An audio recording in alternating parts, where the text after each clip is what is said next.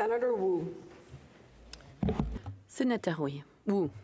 Sénateur Gold, le 10 mai, l'Assemblée générale des Nations unies a voté en faveur de l'admission de la Palestine à l'Assemblée générale. Le Canadien a toujours favorisé une solution à deux États, mais nous n'avons pas voté pour cette motion. Comment est-ce que vous expliquez cette contradiction? Sénateur Gold, il n'y a pas de contradiction. La position du Canada n'a pas changé, conforme à celle de ses alliés.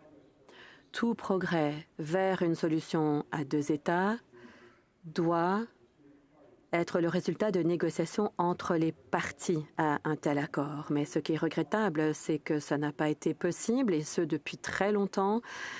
On peut accuser qui on veut, mais l'abstention du Canada reflète la politique du Canada qui existe depuis longtemps et auquel ont adoré beaucoup de gouvernements. Oui, mais la grande majorité, y compris beaucoup de nos alliés, ont voté pour la motion.